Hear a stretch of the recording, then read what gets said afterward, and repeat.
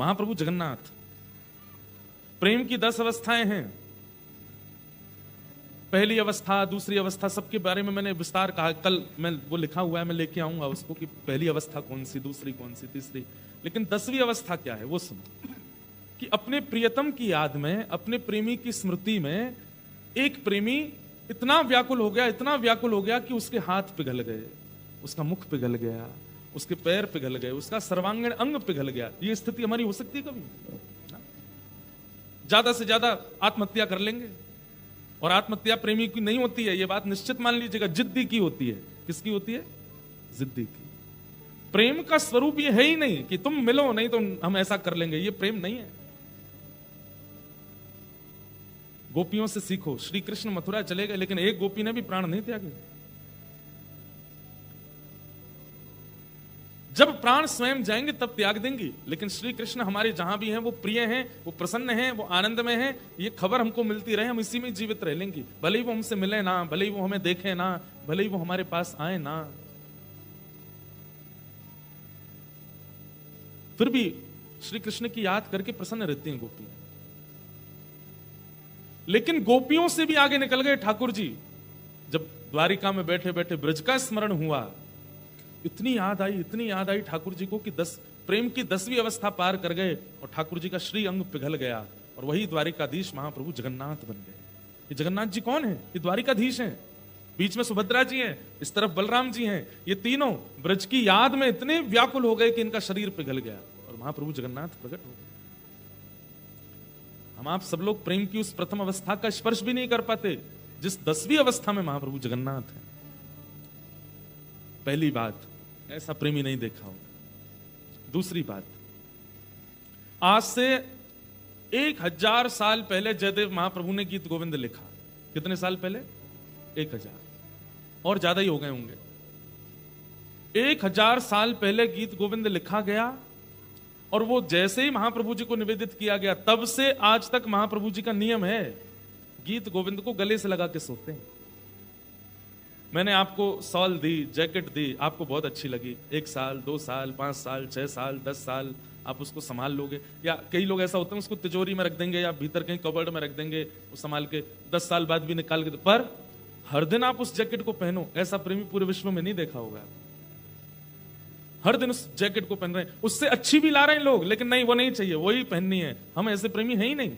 हमारा प्रेम कैसा है? कुछ दिनों बाद मन भरने लगता है हमारा, धीरे धीरे फिर वो उस स्थिति से हम आगे निकल जाते हैं, अब वो कम प्रिय लगता है। लेकिन महाप्रभु जगन्नाथ, पूरा ब्रह्मांड उनके सामने रखा है, लेकिन आज भी महाप्रभु जगन्नाथ जी कहते हैं, सोऊंगा तो गीत गोविंद को हृदय से लगा के ही सोऊंगा। कोई कुछ लेकर के आवे, कोई कुछ प्रस्तुत करे, महाप्रभु जी कहते नहीं, 1000, अरे ठाकुर जी बहुत पुराना हो गया वो। बोले कितना भी पुराना हो, मुझे बहुत प्रिय है, वही लेके आओ। आज भी महाप्रभु जगन्नाथ गीत गोविंद को हृदय से लगा के सोते है। कोई ऐसा प्रेमी? कोई प्रेमी नहीं। वर्णन आता है कि जयदेव महाप्रभु की इतनी ख्याति हो गई थी कि उस समय पे किसी और व्यक्ति ने गीत गोविंद रेप्लिका लिखा, एक और कॉपी लिखी गीत गोविंद की। तो महाप्रभु जगन्नाथ जी उसके स्वप्न में आ गए और स्वप्न में आकर के नृसिंह रुद्र रूप धारण करके बोले, तेरा मुझे प्रसन्न करने का मन है, कुछ और लिख दे, लेकिन गीत गोविंद की रेप्लिका नहीं, गीत गोविंद की कॉपी नहीं। गीत गोविंद तो एक है और वही रहेगा, वो मुझे बहुत प्रिय है। ऐसा प्रेमी नहीं देखा हमने। हम तो चाहेंगे कि भाई जिन दंपतियों में कभी कभी प्रेम बिगड़ जाता है, महाप्रभु जगन्नाथ जी का स्मरण किया करो और गीत गोविंद का पाठ किया करो, आपका प्रेम नहीं बिगड़ेगा। महाप्रभु जगन्नाथ जी प्रेम वर्धन देव हैं, वो प्रेम बढ़ाते। ऐसे महाप्रभु जगन्नाथ। आज मुझे हमारे धर्म जी बोले, महाराज जी पूरी ऑस्ट्रेलिया यात्रा निकल गई, गीत गोविंद कब गाएंगे? मैंने कहा आज ही गाऊंगा, आज ही सुनाएंगे गीत गोविंद। तो आज गीत गोविंद से ये कथा का प्रारंभ। और मुझे ऐसा लगता है जिस दिन मैं गीत गोविंद गाता हूं वो दिन मेरी कथाओं का बड़ा स्पेशल होता है। उस दिन कुछ अलग ही भाव आते हैं कथा में। तो भले ही मेलबर्न में हजारों की भीड़ हुई, सिडनी में हजारों की भीड़ हुई, लेकिन स्पेशल डे तो कैनबरा का हो गया। क्यों? क्योंकि गीत गोविंद प्रकट हो गया, गीत गोविंद प्रकट हुआ है।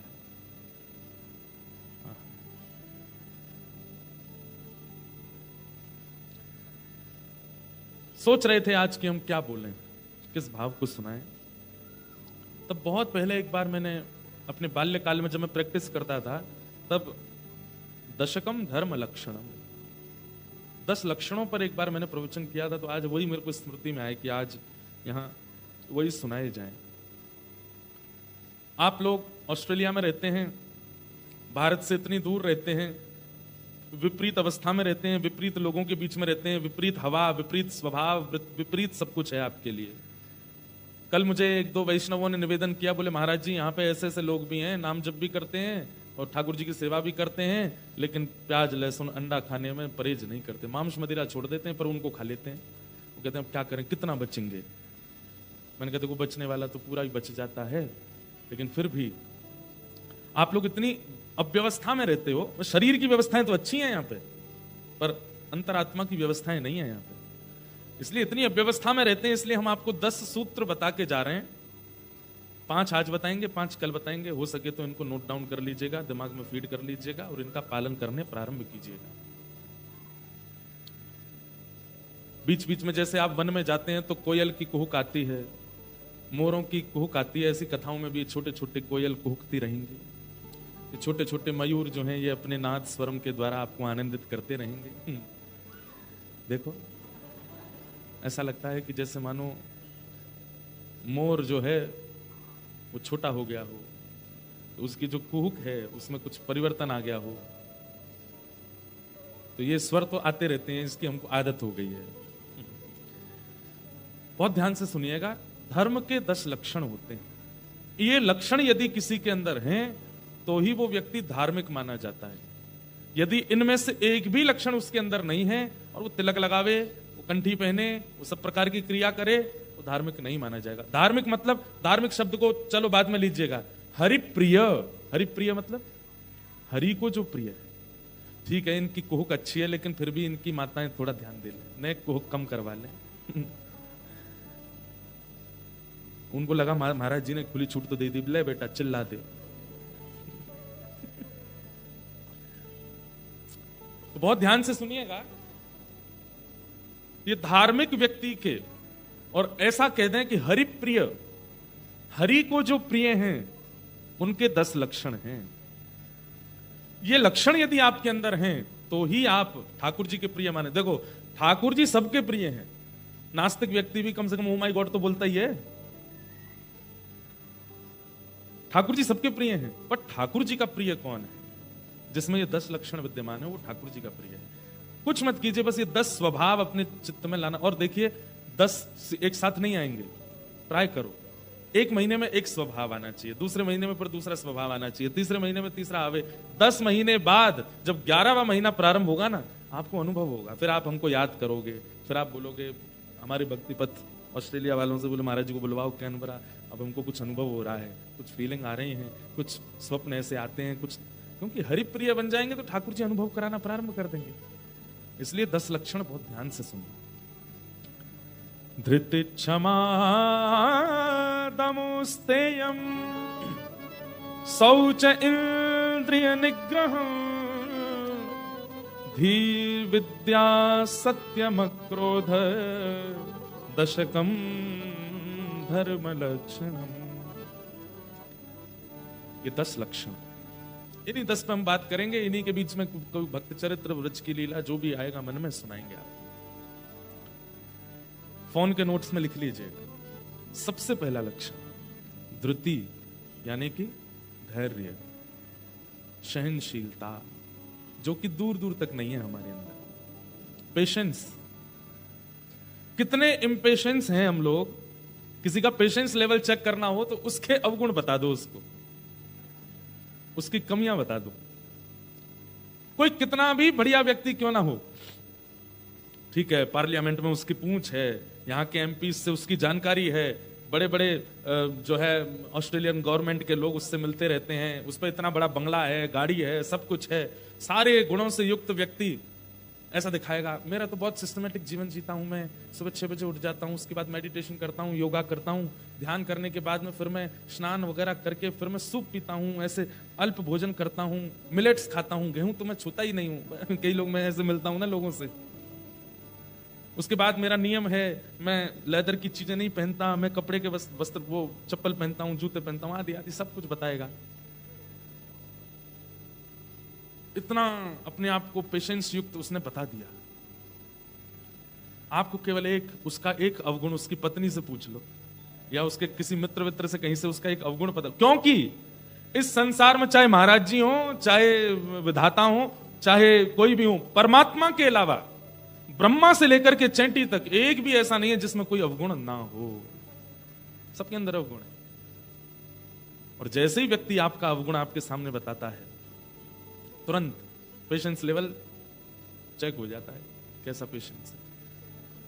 भैया बहुत अच्छी बात है, तुम सब कुछ है, लेकिन पता नहीं क्यों हमको तुम्हारे मुख से ना बड़ी चतुराई दिखते, चतुर हो तुम भीतर से, थोड़े चंट चालू से लगते हो हमको, स्पष्ट बोल। कई लोग होते हैं ना, हम तो जो होता मुंह पे बोल देते हैं, ऐसे लोग कभी किसी की सच्चाई बता दो, तुम तो ऐसे दिखते हो हमको, चेहरे का रंग बदल जाएगा, कहने का ढंग बदल जाएगा, मुखमंडल पे जितना ग्लो था ना सब लाल पड़ जाएगा, मेरी सच्चाई कैसे बता दी। पेशेंस का मतलब ये नहीं होता कि आप सह रहे हैं, कोई आपको सुना रहा है आप सह रहे हैं, भूख लग रही है भोजन नहीं मिल रहा आप सह रहे हैं। पेशेंस का मतलब होता है कोई आपके अवगुण बोल जाए और आप नेत्र बंद करके स्वीकार करके उस अवगुण को मान लें कि हाँ ये अवगुण मुझ में है और मुझे इस पर काम करना है। ये पेशेंस होता है। पेशेंस का मतलब स्थिरता नहीं होती, वह भी है पर वो करना इतना मुश्किल नहीं है। धृति, पेशेंस, ये पहला लक्षण है। 10वां लक्षण सुन लीजिएगा, लेकिन वही बात है ना कि आप आगे के लक्षण सुनोगे तो ये वाला तो मुझ में है। पेशेंस भले ही नहीं है पर ये वाला तो मुझ में है। वही बात हो गई ना कि 10 सिद्धि हैं, 5वीं पे तो चढ़ जाऊंगा, पहले नहीं चढ़ पाऊंगा। ये कोई बात है? आपको जो ये लग रहा है ना कि आप 5वीं पे चढ़ गए हो, वो गलत फीलिंग आ रही है आपको। आप पहली नहीं चढ़ोगे तो 5वीं तक नहीं पहुंच सकते। वो केवल ऐसा कह लें कि वो केवल आपको लगता है कि आप उसमें निपुण हो, लेकिन आप उसमें निपुण हो नहीं, क्योंकि पहला नहीं होगा तो दूसरे पर नहीं, दूसरा नहीं तो तीसरा नहीं, तीसरा नहीं तो 5वां भी नहीं। इसलिए सबसे पहले पेशेंस। आज तक आप अपने शंकर जी की पूजा करते थे, महादेव की पूजा करते, ठाकुर जी की पूजा करते, गुरुदेव के द्वारा नाम जप करते, सूर्य अर्घ देते। सबके पीछे जो भी भावनाएं थी आपकी, जो भी कामनाएं थी आपकी, सबको एक तरफ कीजिए। कल से जो भी कुछ करेंगे उसके पहले सबसे पहले, हे ठाकुर जी मुझे धैर्यवान बनाओ, मेरे अंदर धैर्य आ जाए। आप अनुभव करेंगे कि ये 10 लक्षण अगर आपके अंदर आ गए ना, तो जितनी भी संसार की बाकी की वस्तुएं हैं, या जो भी आपकी इच्छाएं हैं, या जो भी मस्तिष्क में आपके कंफ्यूजन चल रहा है, जो भी कुछ है, सब कुछ व्यवस्थित होने लग जाएगा। तो सबसे पहले धैर्य। एक पक्षी होता है गौरैया, एक बार गूगल करके देखना उसको इंग्लिश में क्या बोलते हैं गौरैया पक्षी को। स्पैरो, स्पैरो तो हो गया, अच्छा गौरैया छोटा सा होता है स्पैरो। एक कथा मैंने पढ़ी थी कहीं पे, ये गौरैया पक्षी था, वो समुद्र के तट पर एक पेड़ पर छोटे से घोंसले में रहता था। गौरैया पक्षी मादा पक्षी थी, उसके छोटे छोटे अंडे थे घोंसले में। तो वो कभी कभी जाती थी उड़ करके, दाना आना चुग करके आती थी, शाम तक आकर के फिर अपने घोंसले में बैठती थी। आज जो भी था वो पा लेती थी, घोंसलों की अपनी देखभाल करती थी। वो बड़ी प्रसन्न थी, अब तो इतने दिन और रह गए, फिर मेरे अंडे खुलेंगे, इनमें से छोटे छोटे बच्चे निकलेंगे। हर माँ को एक प्रसन्नता रहती है, ऐसी जीवों को भी रहती है। वो प्रतीक्षा कर रही थी बस कि उसके जो घोंसले में अंडे हैं उनमें से बालक बाहर आएंगे। इतने में पता नहीं क्या हुआ कि एक ज्वार भाटा समुद्र में आया, जोर की लहर आई, और गौरैया गई हुई थी कहीं दाना चुगने के लिए, और उस लहर में पेड़ से वो घोंसला जो है वो बह करके समुद्र के अंदर चला गया। गौरैया पक्षी जब लौट करके आई तो उसने देखा कि उसका घोंसला नहीं है। हाथ जोड़ करके समुद्र नारायण से प्रार्थना करने लगी, आप इतने विशाल हैं, आप इतने बड़े हैं, आपका स्वरूप इतना बृहद है, हे समुद्र नारायण, मैं छोटा सा एक पक्षी हूं और मेरे छोटे छोटे अंडे हैं घोंसले में, और वो अभी डूबा नहीं है आपके अंदर, मुझे दिख रहा है वो तैर रहा है। आप कृपा करके एक ऐसी लहर लेके आओ ना कि ये घोंसला बाहर कर दो, मेरे बालक मुझे वापस कर दो। मुझे पता है कि ये बहुत बड़ी बात मांग रही हूं मैं आपसे, लेकिन आप यदि ये कर देंगे तो इसमें आपकी महानता है कि एक छोटे से पक्षी की आप बात सुन रहे हो। तो समुद्र नारायण प्रकट हो गए, समुद्र भगवान प्रकट हो गए, प्रकट होकर के जोर से हंसने लगे। हंस करके बोले, तुमने बोलने से पहले एक बार भी नहीं सोचा कि तुम किससे बोल रही हो? मैं समुद्र हूं, मेरा इतना विशाल रूप है, मैं इतना बड़ा हूं, मुझे फुर्सत नहीं है, और तुम छोटी सी पक्षी मेरे से कह रही हो घोंसला वापस कर दो।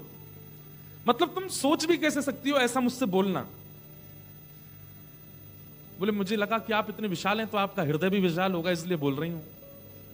बोले, लौट जाओ, मुझ पर समय नहीं है, ये छोटी छोटी काम करने लग गया तो कितने लोग आ जाएंगे मेरे पास, हमारा ये कर दो, हमारा ये कर दो। लाखों करोड़ों की तादाद में मछलियां रहती हैं, वो सब कभी कभी बोलने लगेंगे हमारी ये बात मान जाओ। ऐसा थोड़ी होता है, स्तर पर बात की जाती है। थोड़ा अभिमान से समुद्र ने प्रत्युत्तर दिया। ध्यान से सुनना। गौरैया पक्षी ने बहुत प्रयास किए कि आप मान जाओ, नहीं माने। तो गौरैया पक्षी बोली, देखो आप नहीं मानोगे तो मैं आपको सुखा दूंगी। समुद्र नारायण बोले, तुम सुखाओगी मुझे? बोले, हाँ। कितनी सी हो तुम?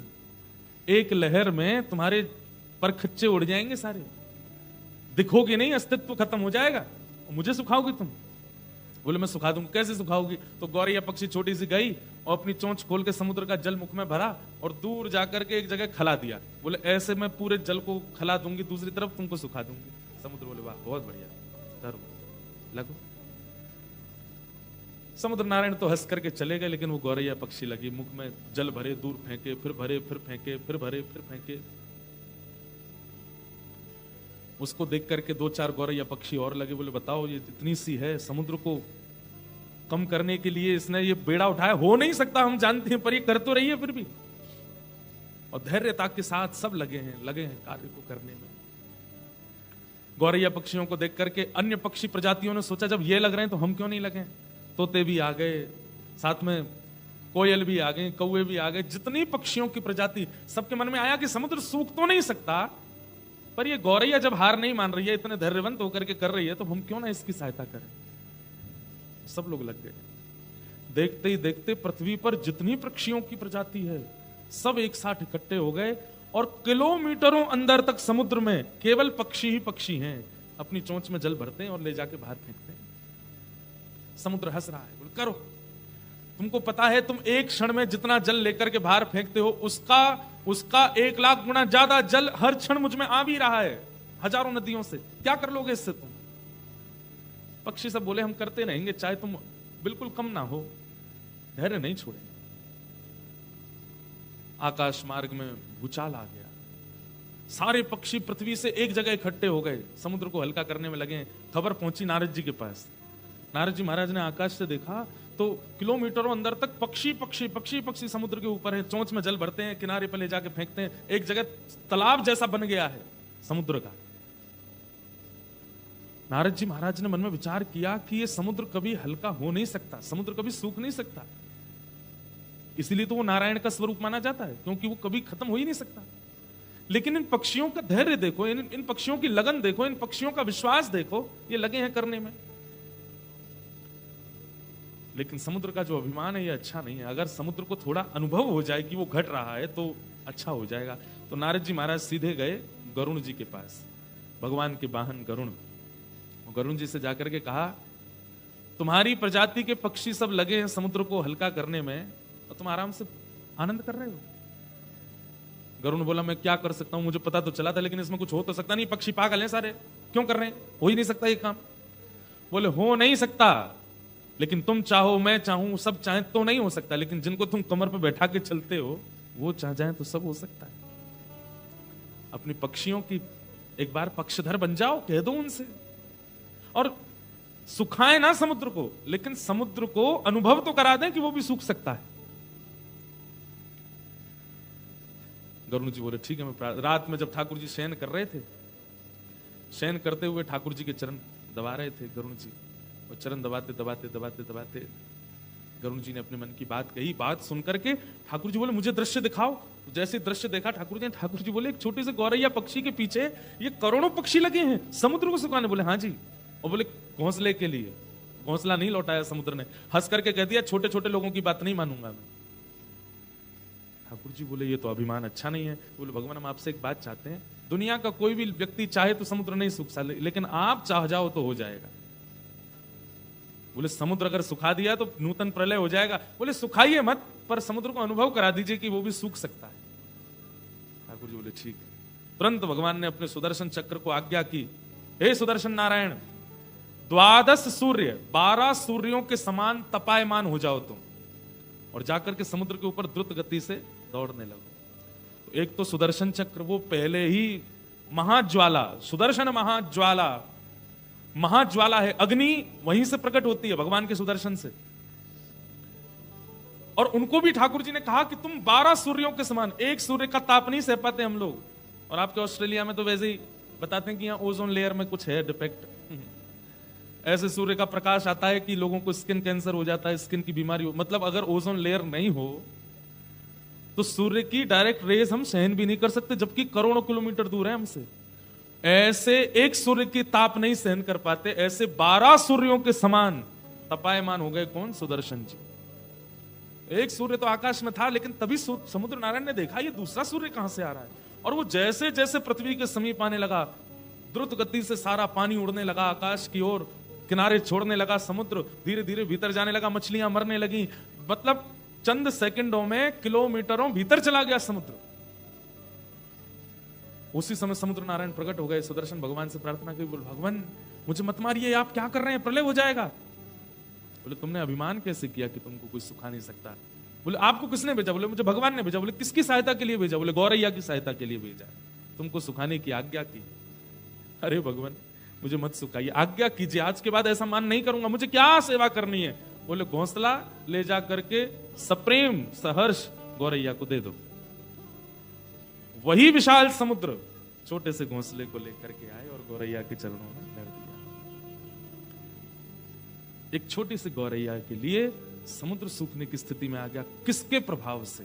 केवल धैर्य, धैर्य की ताकत। बंधुओं, आज की तारीख में वही धैर्य शून्य के समान है हमारे चित्त में। जो व्यक्ति सहना सीख जाता है, सहनशील बन जाता है, धैर्यवंत हो जाता है, उसके कार्य में भी लगन होगी, उसकी सफलता भी प्राप्त होगी। उसको जो आप देवी देवताओं के पास जा करके मांगते हैं, टोने टोटका कर करके मांगते हैं ना, वो सब आपको केवल धैर्य से प्राप्त हो जाए। लेकिन वही हम धारण नहीं करते। धैर्य धारण करो, धत्ते धैर्यम तु यो धीमन, श्रीमद् भागवत जी में आज्ञा करते हैं कि धैर्य धारण करो। तो हरिप्रिय यदि बनना है, तो हरिप्रिय बनने के लिए जो 10 लक्षण हैं, उनमें सबसे पहला लक्षण क्या है? धैर्य is equal to patience. Surdas ji महाराज भगवान के परम भक्त, जिनके अंदर सारे गुण हैं, लेकिन तब भी ठाकुर जी के सामने खड़े होकर के कहते हैं, मौसम कौन कुटिल खलता, मौसम कौन कुटिल खलकानी, मौसम कौन कुटिल खलकानी, मौसम कौन कुटिल खलकानी। जो तन दियो ताहि बिसरायो, जो तन दियो ताहि बिसरायो, ऐसो नमक हरामी मौसम, ऐसो नमक हरामी मौसम, कौन कुटिल खलकानी, मौसम कौन कुटिल खलकानी। ये बात क्यों कह रहे हैं हम? सूरदास जी जैसा कोई कामी, अरे काम उनको स्पर्श नहीं करता दूर दूर तक, कुटिलता दूर दूर तक नहीं है सूरदास जी में, लेकिन फिर भी वो स्वीकार करते हैं कि मैं कुटिल हूं, मैं कामी हूं, मैं क्रोधी हूं, मैं लोभी हूं, और हम सब हैं, फिर भी स्वीकार नहीं करते। हमारे अंदर सारे अवगुण हैं। कथा में जब वक्ता बताते हैं ना कामी व्यक्ति के लक्षण, क्रोधी के लक्षण, तो लोग बाग चर्चा करते हैं, ये हमारे पड़ोस में एक रहता, उसमें ऐसा ही है, वो ऐसा ही। हमारे एक दूर के फूफा जी हैं, उनमें यही वाला लक्षण है, और तुम में, हम तो परम पवित्रम, हम में कुछ नहीं। भैया जैसे रोज शीशा देखते हैं ना, तो शीशा में अपने आप को देख करके अपने बाल ठीक कर लेते हैं, अपनी आंखें ठीक कर लेते हैं, अपने गाल ठीक कर लेते हैं, अपने वस्त्र ठीक कर लेते हैं, फिर हम निकलते हैं। ऐसे ही ये सत्संग जो है ना, ये कथा जो है ना, ये गुरुवाणी जो है ना, ये क्या है? ये दर्पण है, ये आपके अंदर की स्थिति दिखाती है। यहां देख करके स्वीकार किया करो और उसमें परिवर्तन करने की इच्छा लाया करो। तो हरि प्रिय यदि बनना है, ठाकुर जी का प्रिय यदि बनना है, तो सबसे पहला लक्षण क्या है? धैर्य। किसमें धैर्य नहीं था? मुझे एक नाम बता दीजिए आप कि इसने बिल्कुल धैर्य नहीं था और इसको ठाकुर जी मिल गए। मीराबाई। कितनी प्रतीक्षा की मीराबाई ने, पता है आपको? कल ही मैं बता रहा था सिडनी में, एक दिन प्रतीक्षा करी, 1 महीना, 1 साल, 1 जन्म, 2 जन्म नहीं, 1 युग। कितने? 1 युग। द्वापर में ठाकुर जी ने कहा था कि मैं तुमको मिलूंगा, जब ये माधवी नाम की गोपी थी। और कब जाके मिले ठाकुर जी? कलयुग में, जब ये मीरा बन करके आए, तब ठाकुर जी मिले। 1 युग तक ठाकुर जी ने प्रतीक्षा करवाई, और प्रतीक्षा वही कर सकता है जिसमें धैर्य हो। सबरी के गुरु जी चरण दबा रही थी। सबरी अपने गुरुदेव से कहती है कि मुझे सबने तुच्छ ही समझा, मुझे आज तक सबने बुरा भला ही कहा गुरुदेव, तो अब तो मुझे ऐसा लगने लगा है कि जो लोग मेरे बारे में बोलते हैं मैं वैसी ही हूं क्या? मुझे कभी ठाकुर जी नहीं मिलेंगे। गुरुदेव कह गए थे, बोले सबरी तू बस प्रतीक्षा कर, ठाकुर जी मिलेंगे। बंधुओं, कितने साल प्रतीक्षा की सबरी ने। हम आप सब लोग तो प्रतीक्षा ही नहीं कर पाते। इस बार हम एडिलेड नहीं जा पाए। एडिलेड से इतने फोन आए, मेरे को लगता है मेलबर्न, सिडनी सब जगह के फेल हो जाते, इतने वैष्णव हैं एडिलेड में। एक ज्यादातर सिडनी आ गए, मेलबर्न आ गए लोग कथा सुनने एडिलेड से। तो एक व्यक्ति मुझसे आके बोला, महाराज जी अगले साल आओगे ना? मैंने कहा हाँ देखेंगे गिरधर। अगली साल अगर आप नहीं आए तो मैं वचन ले लूंगा, मैंने क्या आपकी कथा ही सुनना बंद कर दूंगा, क्योंकि सुनेंगे तो तड़पेंगे और आप आओगे नहीं। तो मैंने कि भाई तो 1 साल में इतनी हो जाएगी तेरी स्थिति। सबरी को तो छोड़ देने चाहिए थे राम जी। राम जी ने 500 साल लगाए सबरी को दर्शन देने में, और इतने दिन तक हर दिन एवरी डे, 2-3 दिन नहीं, एवरी डे। सबरी का नियम क्या है? रोज जाती है और वन से जाके पुष्प तोड़ के लाती है, हर दिन उस मार्ग को सजाती है जहां से राम जी को आना है। हर दिन खिचड़ी बनाती है, हर दिन हलवा बनाती है, हर दिन रोटी बनाती है, और बना करके सब कुछ तैयारियां करके प्रतीक्षा करती है, आ रहे होंगे। और जैसी संध्या हो जाती है, राम जी नहीं आते, झाड़ू से सारे पुष्पों को बीन लेती है, जो सामग्री बना के लाई उसको संतों में बांट आती है, कुछ वंचर जीवों को खिला देती है, जो बचता है स्वयं पा लेती है, और फिर रात में सब व्यवस्थित करके आएंगे, कल आएंगे ठाकुर जी, सो जाती है। फिर अगले दिन प्रतीक्षा करती है। हम में धैर्य है कहां? आज ठाकुर जी मिलते क्यों नहीं है हम लोगों को? क्योंकि धैर्य नहीं है। अब भी चाहिए। हनुमान चालीसा बोली तो अभी मेरा सिर दर्द ठीक होना चाहिए। अभी मैंने गुरु दीक्षा ली है, मुझ पर अभी ही कृपा होनी चाहिए। भाई हम लोग क्या है, एलोपैथी के इतने ज्यादा अधीन हो गए कि इंजेक्शन लगते ही असर होना चाहिए। तिलक लगा लिया, वृंदावन हुआ है, दर्शन कर आए, अब तो हमारे जीवन में सुखी सुख होना चाहिए, फिर भी दुख आ रहा है। वृंदावन हुआ है, वापस लौट करके ऑस्ट्रेलिया आए, एयरपोर्ट से जैसे ही आ रहे थे सामान उतारने में और फ्रैक्चर आ गया पैर में। मैंने कोई अपराध कर दिया, श्री जी नाराज हो गई मुझ पर। इतनी जल्दी डिसीजन ले लिया आपने। धैर्य नहीं है हमारे चित्त में। एक बहुत सुंदर पद है, गाएं? आप लोगों को गाना पड़ेगा, भजन नहीं है, पद है, बहुत प्यारा पद है। जामग मेरो गिरधर आवे, जामग मेरो गिरधर आवे, पलकन सोनग छाऊं मेरे, पलकन सोम समझ में आ रहा है? ब्रज भाषा में है, पलकन सो मग झाड़ू। जैसे आपके घर कोई आते हैं तो आप पूरे, आजकल लोग क्या करते हैं, वो लैंप लगा देते हैं, उस मार्ग को साफ कर देते हैं, झाड़ू लगा देते हैं, पोंछा कर देते हैं। कोई संत आवे, कोई रसिक आवे, पुष्प बिछा देते हैं। बहारों फूल बरसाओ मेरा महबूबा है। बारात जब जाती है तब भारत में देखने लायक मंजर होता है। दुल्हा जब घोड़ी पर बैठ करके जाता है, सेहरा वेरा बांध करके, क्या कैसा भी हो बेचारा, काना भेड़ा काला जैसा भी हो, लेकिन जब बारात निकलती है तो देखो क्या चारों तरफ लैंप चल रही हैं, वो क्या बोलते हैं, अनार दाने फूट रहे हैं। उसकी सालियां काले कलूटे जीजाजी के लिए गा रही हैं, खूब बढ़िया बढ़िया, अरे हमारे जीजाजी ऐसे हैं। अब कोई काला व्यक्ति बुरा नहीं मानना, हमारे ठाकुर जी कारे हैं, श्री कृष्ण भी तो कारे हैं। एक बात याद आई, जब रुक्मणी जी का ठाकुर जी से विवाह होना था ना, तो ठाकुर जी तो पहले हरण करके ले गए रुक्मणी जी को। तो रुक्मणी जी ने पहले ही बता दिया था ठाकुर जी को, जब बाद में सुलह हो गई कि नहीं हम बारात लेके आएंगे, विधिवत विवाह करेंगे, ये भागदौड़ करके विवाह नहीं होगा। तो रुक्मणी जी बोली आप बारात लेके कौंडन्यपुर आ तो जाइएगा, लेकिन कोई उम्मीद मत रखिएगा। क्यों? हमारे कौंडन्यपुर में आपको कोई पसंद नहीं करता। ठाकुर जी से बोले क्यों? बोले सब मुझे यही बोलते रहते हैं, बोले तुमने कैसे से ब्याह कर रही हो काला। दूसरी बात कहते हो कैसे से ब्याह कर रही हो, 3 जगह से टेढ़ा।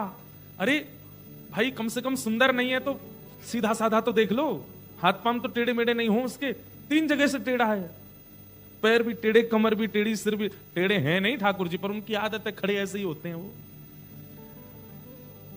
और अंतिम बात रुक्मणी जी कहती हैं, हमारे कौंडन्यपुर में ये भी कहते हैं कम से कम ये तो देख लेती कि माता पिता एक हों, जो 2-2 माता जी पिताजी इनके। मुकुट धर सांवरे लाला, 2 बापन के जाए, एक द्वारिका में बसे दूजे गोकुल राय। एक वसुदेव जी, एक नंद बाबा, एक देवकी मैया, यशोदा मैया। हमारे कौंडन्यपुर में ये भी कहते हैं कि कैसे से ब्याह कर रही हो, धरती पर नहीं रहता, राजाओं के डर के मारे समुद्र के बीच में नगरी बना के रहता द्वारिका। इसलिए आप उम्मीद मत करिएगा कि आपका बहुत स्वागत होगा कौंडन्यपुर में। आप अपनी तरफ से बढ़िया बारात लेके आना, पर वहां कोई उम्मीद मत रखिएगा। ठाकुर जी ने सारी बात सुनी, बोले ठीक है हम आ रहे हैं, आप जाओ। रुक्मणी जी वापस कौंडन्यपुर आ गई, ठाकुर जी बारात लेकर के गए। आज ठाकुर जी एक तो सुंदर हैं ही, अब जिसने नहीं देखा वो बोलता है कि काले हैं, टेढ़े हैं, ऐसे जो देख लेता है फिर वो उन्हीं के गुण गाता है। तो ठाकुर जी आज एक तो हैं सुंदर, ऊपर से दुल्हा बन के गए, सहरा वेरा पहन के गए। तो फिर भी रुक्मणी जी की माता जी ने 2-4 माताओं से कहा देखो अच्छा नहीं लगता, जमाई आ रहे हैं, द्वार पर खड़ी हो जाओ, थोड़ा क्या बोलते हैं उसको जो करते हैं दुल्हा का, नेमचार क्या बोलते हैं उसको, नेकचार वगैरह कुछ करते हैं ना, स्वागत। 2-4 माताएं तो चली जाओ बाहर, पुष्प वर्षा कर देना। तो जो माताएं बाहर गई ना, वो भी मुरझे हुए फूल लेके गई। बोले कार्य पे क्या डालना है, ऐसे डाल देंगे, अब खाना पूर्ति तो करनी है। मतलब किसी का मन था ही नहीं कि रुक्मणी जी का विवाह कृष्ण से हो। बारात आई, सब यदुवंशी नाच रहे हैं। अब यदुवंशी तो सब सुंदर, लोग बात कर रहे, बोले यदुवंशी तो सब सुंदर हैं, बोले यही सुंदर हैं, वो सुंदर नहीं है, काला है, हमने सुना है काला है, ऐसा है वैसा है।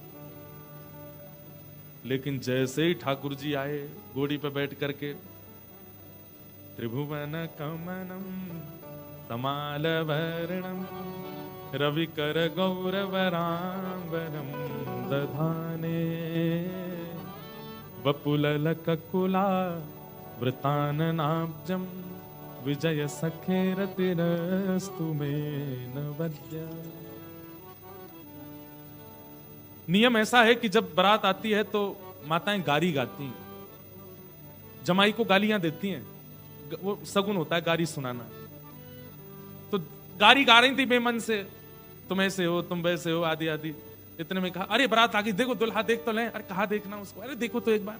जैसे ही उन्होंने ठाकुर जी को देखा, हमारे ठाकुर जी एक तो सीधे सीधे दिख जाएं तो ठीक भी है, लेकिन ये जबरदस्ती ऐसे मुख करके तिरछी नजर से अगर देखें कटाक्ष नेत्रों से तो हालत ही खराब हो जाती है।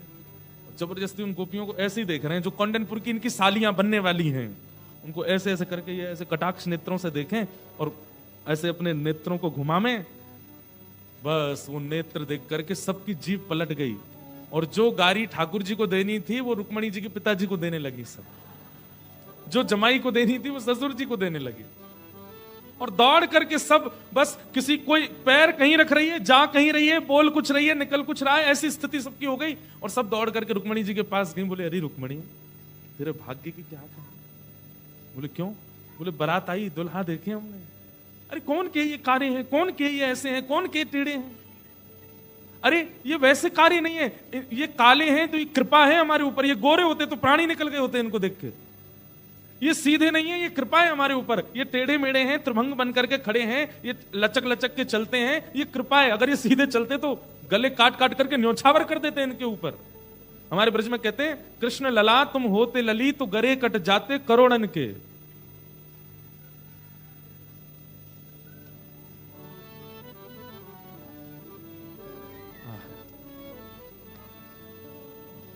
सब मोहित हो गए ठाकुर जी। तो हम क्या बता रहे थे, कहां पहुंच गए?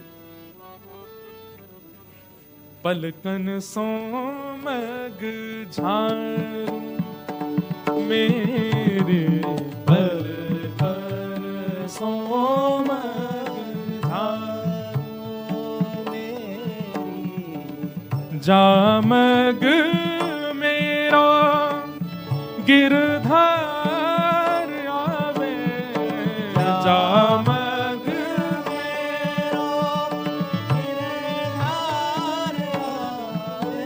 हे जामग मेरा गिरधर आवे जामग मेरा गिरधर आवे तन मन यौवन वारू तन मन यौवन वारू मेरे पलकन सोमग झारू मेरे पलकन सोमग झारू मेरे पलकन सोमग झारू मेरी पलकन सोमग सेज सवारू चमर डुराऊं सेज सवारू जवर मधुर मधुर स्वर गाऊं मधुर मधुर स्वार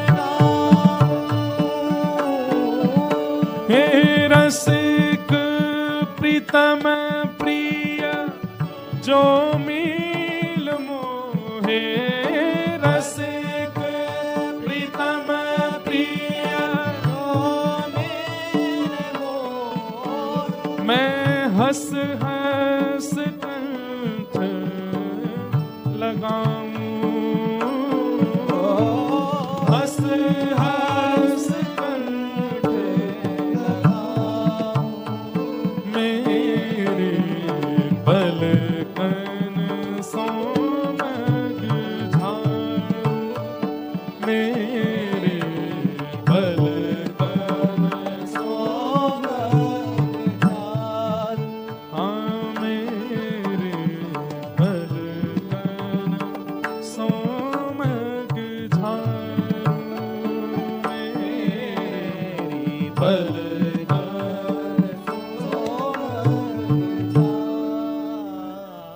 भगवत प्राप्ति के लिए सबसे पहला गहना है धैर्य। हम लोग कहीं जाते हैं ना, बताए हुए निर्धारित समय से 1 घंटा विलंब हो जाता है, तो जिनके यहां जाते हैं वो क्या बोलते हैं, महाराज जी चाय 3 बार चढ़ा दी थी हमने, 2 बार तो हम रोटी बना बना के ठंडी धर दी। हमारे पड़ोसी हैं वो इतनी बार आके चले गए, हमारे पतिदेव काम से आके चले गए। आप सबरी ने 1 बार भी नहीं कहा ठाकुर जी से कि मैं इतने पुष्प बिछा चुकी, मैं इतनी बार हलवा बना चुकी, मैं इतनी बार ये गिनती नहीं करवाता धैर्यवान व्यक्ति कि मैंने कितना धैर्य रखा। हम सब गिनती कराते हैं, जिससे भी हमारा प्रेम होता है अपने धैर्य की गिनती करवाते हैं। यह धैर्य का लक्षण नहीं है। अरे धैर्यवान व्यक्ति का स्वरूप ऐसा होता है कि वो सह भी लेता है और पता भी नहीं लगने देता, वो धैर्य कहलाता है। गिनती नहीं होती उसमें, शिकायतें नहीं होती उसमें। उसको वह क्षण प्रिय लगता है कि अब ठाकुर जी मिल गए ना, अब पूर्व में जो जो हुआ उसके मैं क्या करूं, उसका मैं क्यों रोऊं ठाकुर जी के आगे कि मैंने क्या क्या किया था। हम लोगों में क्रेडिट लेने की बहुत ज्यादा होड़ है। नाथ मैंने ये किया ये किया ये किया आपके लिए, ये किया, गिनवाने की बहुत होड़ है। पर धैर्यवान व्यक्ति गिनवाता नहीं है, वो बस करता है। उसको लगता है कि यही मेरा इन्वेस्टमेंट था। और धैर्य सच में एक इन्वेस्टमेंट है। सबसे पावरफुल इन्वेस्टमेंट है भक्ति में धैर्य। इसलिए हरिप्रिय बनना चाहते हैं तो सबसे पहला धैर्यवान बनिए। धैर्य चित्त में लाओ। और मेरे तो बहुत सारी बातें आती हैं मन में, इतनी सारी कथाएं आ जाती हैं कि मैं धैर्य पे ही 2 दिन बोलने लग जाऊं।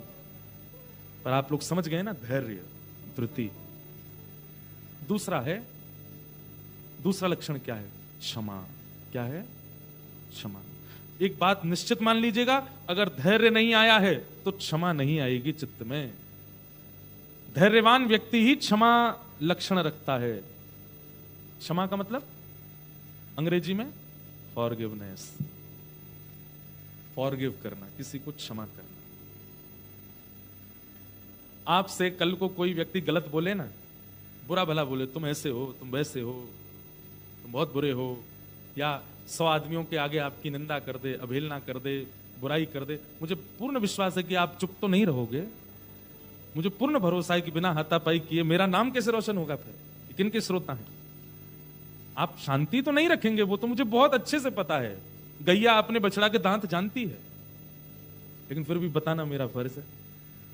आपको क्या लगता है कि हम मंच पे बैठते हैं, हमसे सब प्रेम करने वाले होते हैं, कोई कुछ बुरा बोलने वाला नहीं होता? कितने होते हैं। अभी ऑस्ट्रेलिया में तो अनुभव नहीं हुआ, भारत में जब स्टेज से निकलते हैं हजारों की भीड़, और उनमें से 10-5 ऐसे आते हैं वो स्टेज के कॉर्नर में खड़े होकर के बुरा भला भी बोलते हैं। अरे सब पैसे कमाने का धंधा, दुकान खोल रखी है अपनी मंच पे बैठ करके, और यूं कर रखी है, त्यों कर रखी है, इतना लेते हो, इतना करते हो। बहुत बहुत कृपा आपकी। हमारे वृंदावन के पूज्य श्री प्रेमानंद जी महाराज हैं, कितने लोग उनको प्रेम करते हैं। क्या इसका मतलब ये नहीं है कि उनके कोई निंदा करने वाला नहीं है? हर दिन। हमारे पूज्य श्री मलुकपीठ वाले महाराज जी, अब इतनी गायों का वो संरक्षण करते हैं। महाराज जी की गौशाला, उस गौशाला में ही कम से कम 2-2.5 लाख गैया हैं। गौशाला कर्जे में चल रही है, बैंक से ही लोन ले रखा है करोड़ों का। अब कथा करते हैं भाई, लोगों से कहते हैं सहायता करो, तो अरे महाराज जी तो अपने मठ मंदिर बना रहे हैं, आदि आदि लोग निंदा करते हैं। निंदा किसकी नहीं होती? सबकी होती है। पर आप कभी नहीं सुनेंगे कि सोशल मीडिया पे महाराज जी वीडियो बना बना के अपना वो कर रहे हो, क्लैरिफिकेशन, मेरे बारे में ऐसा कैसे बोल दिया। आप कभी देख रहे हो कि मैं कितनी कितनी सेवा कर रहा हूं, हम कितना मेहनत कर रहे। पर एक बात और सुन लीजिएगा, क्लैरिफिकेशन बहुत ज्यादा प्रस्तुत करने वाला व्यक्ति भी कहीं ना कहीं चोर है, कहीं ना कहीं उसमें दिक्कत गड़बड़ी तो है। वास्तविक व्यक्ति ज्यादा क्लैरिफाई नहीं करता चीजों को। ठीक है, थोड़ा बहुत अपने कार्य से वो स्पष्टीकरण करता है, पर बहुत ज्यादा जो चोर होता है ना, चोरी करने के बाद एक एक चीज बहुत व्यवस्थित करके जाता, साफ सफाई से। ये यहीं थे फूल, चाबी ऐसी रखी थी, एसी इतने पे ही चल रहा था, पोंछा ओछा लगा, चलो हमारे पैरों के समझो चोर आया था, इतनी सफाई है। तो आपको लगता होगा कि केवल इनसे प्रेम करने वाले लोग हैं, निंदा करने, खूब है निंदा करने वाले, खूब है अभद्र बोलने वाले, गलत बोलने वाले। लेकिन कथा करते करते एक गुण आ गया, क्षमा।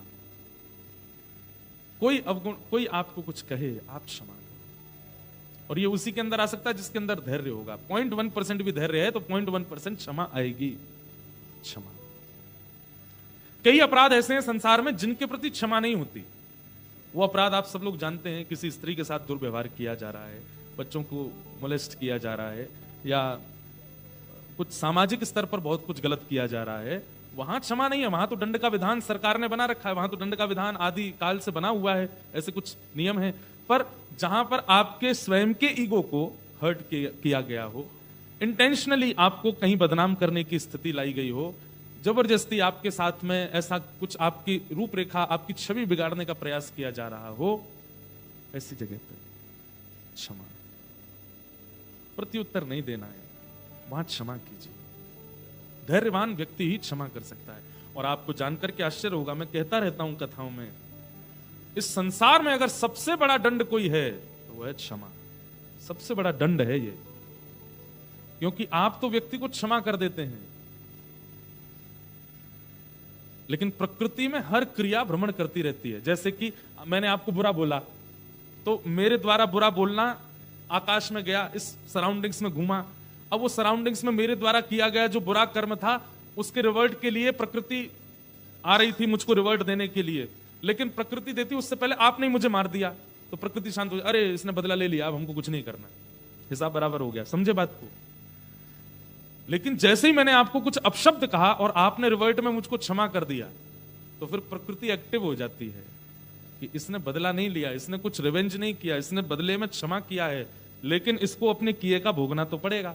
तो आपके बदले का जो दंड है वो प्रकृति देती है। प्रकृति मतलब पृथ्वी, अग्नि, जल, वायु, आकाश, ये पंच प्रकृति दंड देते हैं। प्रकृति इज इक्वल टू परमात्मा, फिर भगवान उसको दंड देते हैं। आपने क्षमा कर दिया, ठाकुर जी नहीं छोड़ेंगे उसको, बदला तो ठाकुर जी लेंगे। और एक बात सुनिएगा, माता जी पीट लें बहुत अच्छी बात है, अगर बात पिताजी पे आ जाती है ना, तो 5 हाथ छपेंगे ही छपेंगे। आपने किसी के साथ बुरा किया, वो दंड दे दे इसकी याचना कर लेना। आज तक सोच लीजिए किसके साथ बुरा किया है, उसको कल ही मिल लेना, बोले भाई सुन, तू मुझे 4 सुना दे, अभी तू लड़ ले मेरे साथ, गुथ ले, तेरे को हाथापाई करनी वो भी कर ले, लेकिन तू कर ले, मुझे फ्री मत छोड़, क्योंकि तूने फ्री छोड़ा। अब मेरे को टेंशन है कि ठाकुर जी क्या करेंगे, क्योंकि ठाकुर जी जब परिवर्तन में आते हैं ना, ठाकुर जी जब लेने पर आते हैं बदला, तो वो कुछ ज्यादा ही तेज ले देते हैं। इसलिए दूसरा, क्षमा।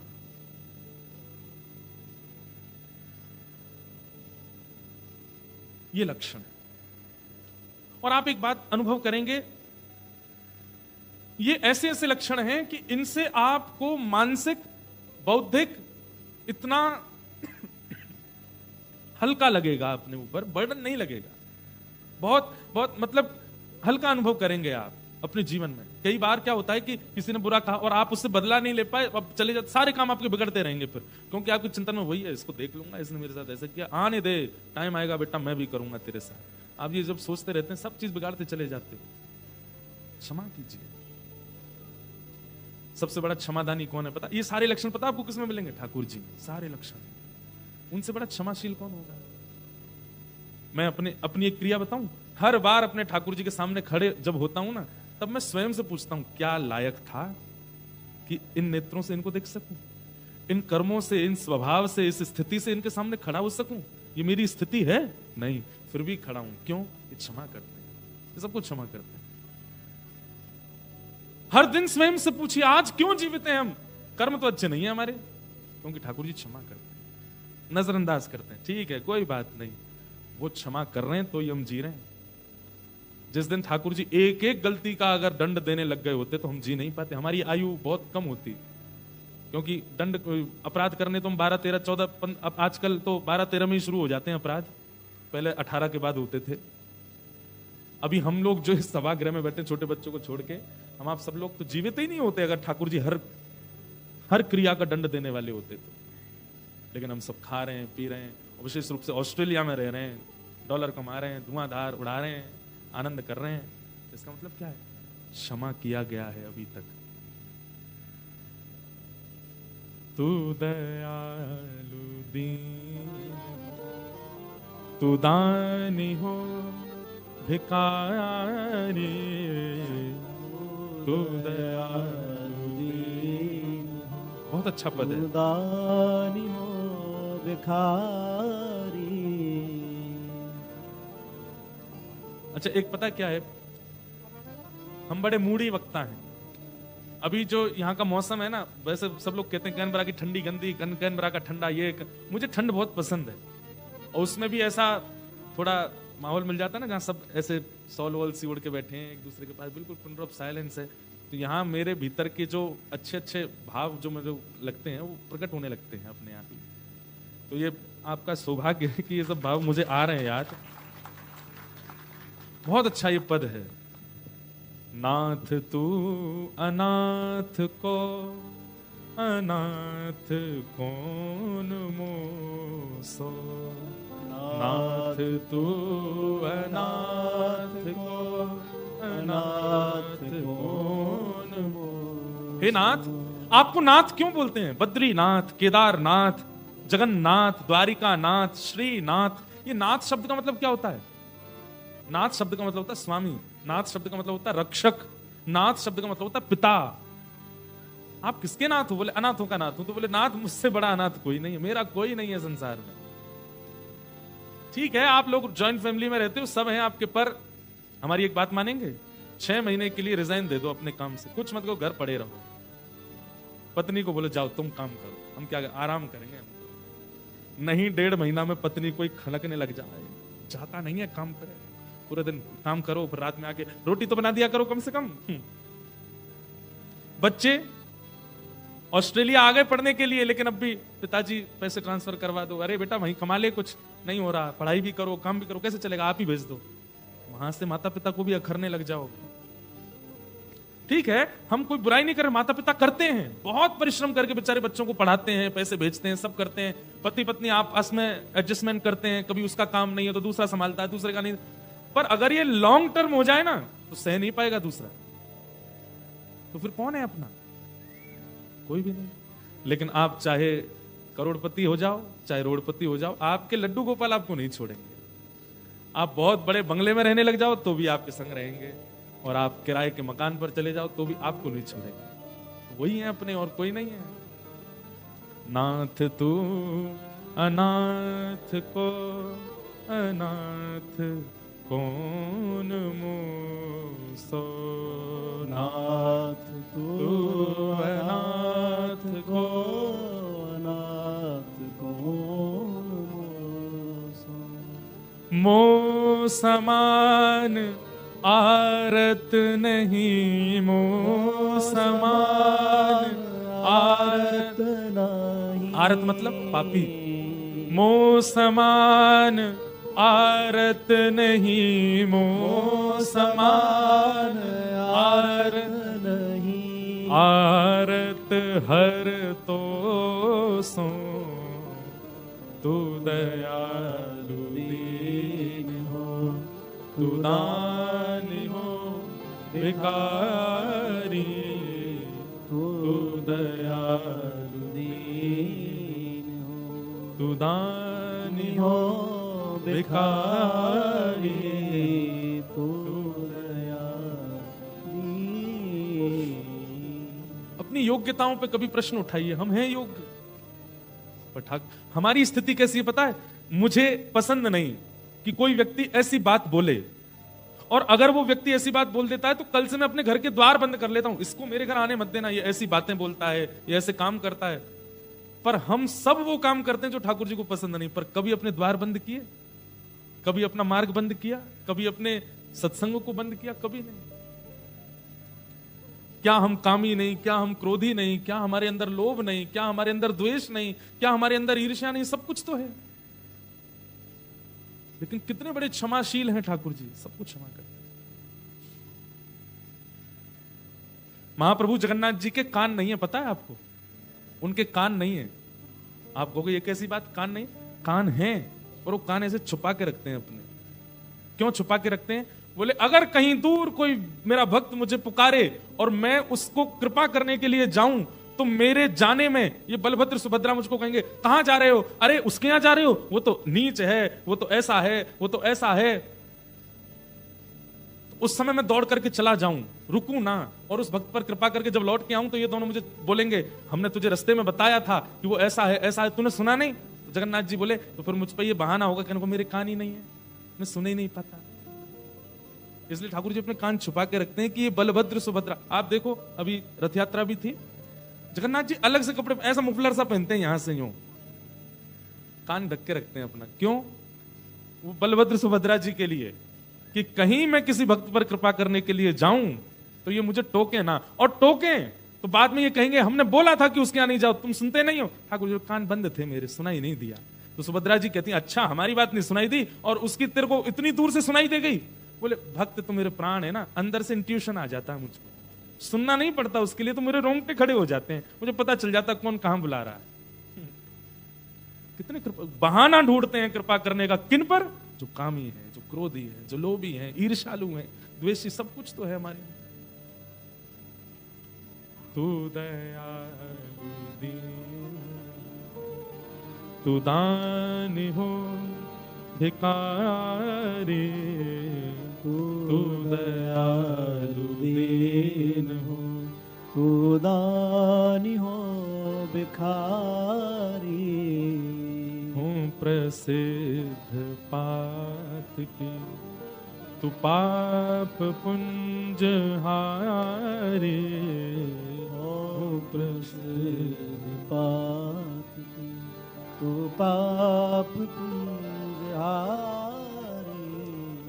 ब्रह्म तू है, जीव तू है, ठाकुर हूँ चेरो। ब्रह्म तू है, जीव तू है, ठाकुर हूँ चेरो।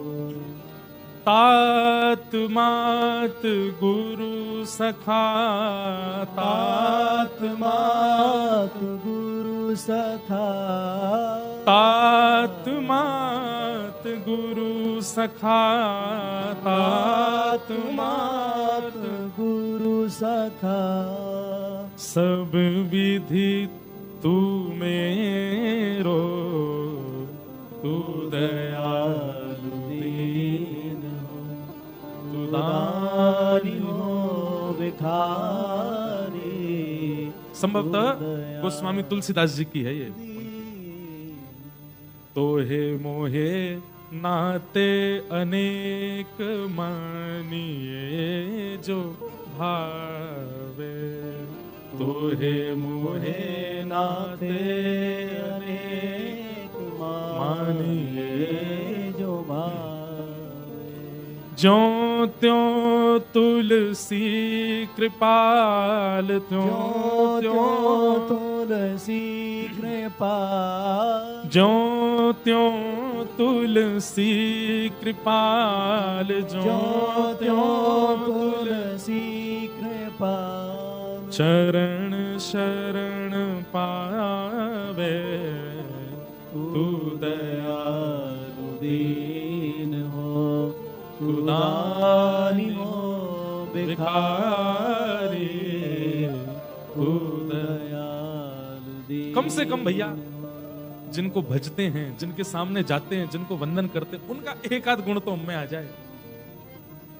ये जितने 10 लक्षण हम आपको बता रहे हैं ना, इन 10 लक्षणों की अगर आप कहो एग्जाम्पल दो तो मैं बहुत सारे दूंगा, गौरवा वो क्या गौरैया का दूंगा, इसका दूंगा, उसका, पर सब में एक ही है, श्री कृष्ण। ये सारे लक्षण उनमें। तो दूसरा लक्षण क्या है? क्षमा। कल से प्रयास कीजिए, जो बातें आपको बुरी लगती हैं किसी के कही गई या किसी के व्यवहार की जो आपको अच्छी नहीं लगती है, उसको क्षमा करो। उसको दंड देने के लिए योजनाएं मत बनाओ, रुक जा तुझे बताऊंगा मैं, ऐसे कहते हैं ना। हाँ, माता अपने बच्चों के प्रति ये भाव ना रखे कि बच्चा गलती पे गलती किया जाए और माता ही सोचे चल बेटा महाराज जी बोल गए थे क्षमा करो, वहां क्षमा करने पर तो उल्टा हो जाएगा। जो बुद्धि विवेक युक्त हैं, जिनको सेंस है, जो जानते हैं दुनियादारी क्या होती है, जो पता है कि सब कुछ करने में सक्षम है, उन लोगों के द्वारा जब ऐसी कोई क्रिया हो, क्षमा करो। वो सब जानता है फिर भी करता है। हाँ, कोई पहली बार कर रहा है, एक आध बार समझाओ, फिर भी करे, क्षमा करो। धृति, क्षमा, ये 2 लक्षण।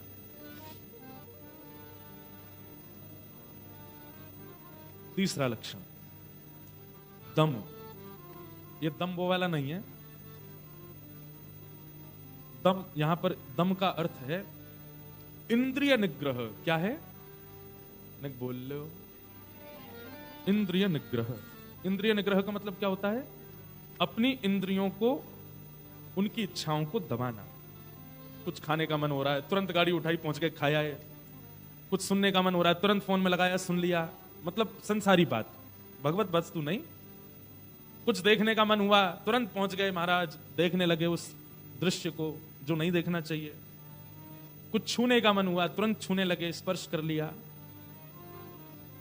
इन सब से अपने मन को काबू करना, ये तीसरा लक्षण है। इसको कहते हैं इंद्रिय निग्रह। क्या बोलते हैं? इसी को शॉर्ट फॉर्म में बोलते हैं दम। क्या बोलते हैं? दम। हमारे शरीर में 10 इंद्रियां हैं, आंख, नाक, जीव, कान, त्वचा, ये 5 ज्ञानेंद्रिय, हाथ, पैर, मुख और 2 गुप्त इंद्रिय, ये 10 इंद्रियां हैं। ठाकुर जी ने इन 10 इंद्रियों को हमको दिया कि इससे मेरी प्राप्ति करो, पर हम क्या करने लगे? इन 10 से अपनी इच्छाएं पूरी करते हैं। इन 10 से भगवत प्राप्ति होती है, नेत्रों से देख करके, कानों से सुन करके, जिह्वा से गा करके, हाथों से करताल बजा के, पैरों से प्रदक्षिणा करके।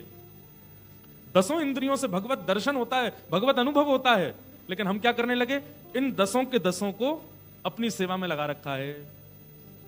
आंखों तुम उनको देखो जिनसे तुमको अच्छा लगे, कान तुम वो सुनो जिससे तुम्हारे अंदर भावना प्रकट हो, जीव तुम वो खाओ जिससे तुम और चटोरी हो जाओ, हाथ तुम उसका स्पर्श करो जिससे तुमको अथाह सुख की प्राप्ति हो। और यही इंद्रियां जो भगवत प्राप्त कराने की सामर्थ्य रखती थी, वही हमको पाप मार्गी बना देती। हमारे पास एक मुख है और इस मुख से भगवत दर्शन संभव है, लेकिन नहीं करते। रावण ने तो इंद्रिय सुख के लिए 10 मुख धारण कर लिए, दशानन बन गया, फिर भी भगवत अनुभव नहीं कर पाया। इन इंद्रियों की इच्छाओं को रोकना, कंट्रोल करना, ये तीसरा लक्षण है। और एक बात है, जिसके अंदर धैर्य नहीं है, जिसके अंदर क्षमा नहीं है, वो इंद्रियों को काबू नहीं कर पाएगा, ये बात निश्चित है। सारी कड़ियां जुड़ी हुई हैं आपस में। आप में अगर क्षमा नहीं है, आप में अगर सहनशीलता नहीं है, और आप चाहो कि आप अपनी इंद्रियों को वशीभूत कर लो, नहीं हो पाएगा। हां, प्रारंभ कैसे करना है? प्रारंभ में इच्छा होगी, पर इच्छा पूर्ति नहीं करनी। अच्छा, हमारे शरीर की एक बहुत अच्छी खास बात है, पता है? इच्छा प्रकट हो और उसको पूरा ना करने पर कोई और जगह उसको अगर लगा दो तो हमारा शरीर मान जाता है। जैसे कि ये करना आपको पड़ेगा, ये प्रैक्टिकली होगा। जैसे जीव का मन हो गया कि पिज्जा खाना है, मान लीजिए पिज्जा खाने का मन हो गया, कभी कभी हमारा भी होता है, हम बनवा लेते हैं। ठाकुर जी का भोग नहीं लगता, लेकिन हम दिखा तो देते हैं ठाकुर जी को।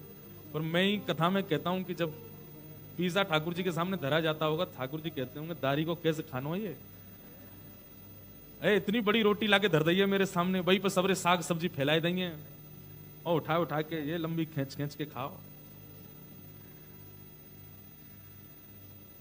ठाकुर जी को वही भोग लगना चाहिए जो अनुकूल ठाकुर जी को लगे पाने में।